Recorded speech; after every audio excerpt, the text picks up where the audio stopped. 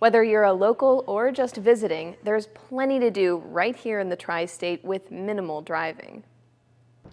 Well, I think Evansville, as our community, is very blessed to have as many attractions as we have for the size of the city we have. That would be a lot less expensive than other cities they might go to, larger cities. We have a wonderful children's museum. It's a little smaller and easier for the kids to get around in. We have a fabulous zoo. Amazonia is one of our best attractions that we have going, and it just recently received over its millionth visitor. There's a lot of people who come from out of town to vacation in Evansville.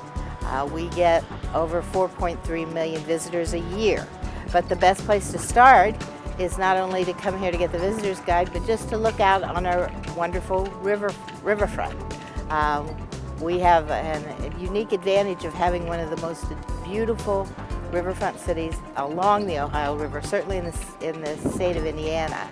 The greenway that runs around the downtown surface of it is connected to the north by about 6.5 miles. So if you want to take a bike ride or a walk, it's certainly a great place to take the opportunity to enjoy some wonderful scenery. The Greenway passes through the Kitty Kingdom, past the museum, past downtown Evansville, and there are a number of different ways that you can kind of make a day of it on just this Greenway alone. If you plan ahead, you can really make a day custom made for whatever your desire is. You could park at the Shirley James Memorial, and it's got plenty of parking there. And then you could take that for a short walk or ride to West Franklin Street and enjoy all that West Franklin Street has to offer. If I were about 20 years younger, I'd be, taking the Greenway and heading to Tin Man and making a night of it. But we take advantage of it as a family, and with the downtown and all that. So.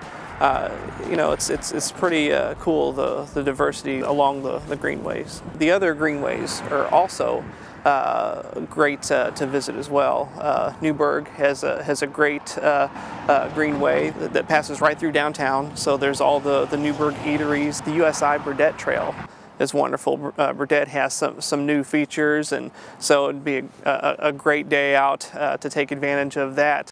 We have a wonderful resource right here in our visitor center, or they can just call our office and we can mail it to them. It's called a visitor's guide. It has all the listings for all the hotels in town. Next door to us, the Evansville Museum of Art, History, and Science has just completed their $14.2 million renovation. We're right on the bend in the river downtown, so we're just off of Riverside Drive on Cherry Street, and we're right in the thick of everything with downtown restaurants and other museums downtown. We're focusing on the Cook Immersive Theater, which you can see behind me right now. It's the cornerstone of our expansion renovation that has been going on for 5 years, and we just completed in February.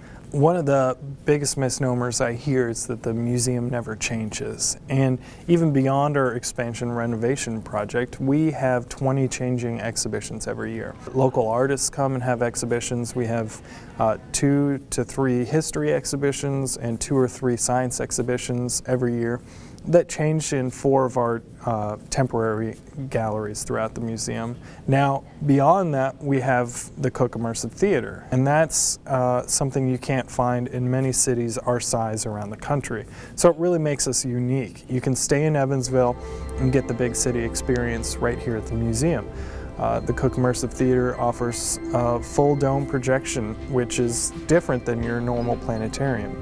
More than just seeing stars, you can see movies in our theater. We've got 2 movie-grade video projectors made by JVC in here, and they seamlessly project full dome, and you have 10,000 watts of sound, 11 million pixels on your screen, and so it's a full dome experience that you don't have any edge of the screen. You only have the bottom sight line, and so it tricks your brain into believing that this is actually a 3D movie, and it starts to become a whole new experience. We have 5 shows running at any time, And right now we have one called Forces of Nature, and it's a show about scientists exploring volcanoes, earthquakes, and tornadoes and seeing what causes them and how they can prevent damage in the future.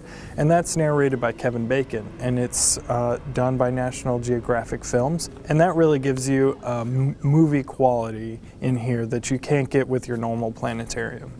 On our website, we offer a point of where you can just click to see what packages we have listed. We don't sell them. The hotels that participate usually bundle their overnight stay with either passes to the zoo or SEMO, or once in a while to an event that's going on for a weekend. On a lovely day like today, if that kind of weekend weather holds for that weekend, it'll be a wonderful way to spend a weekend.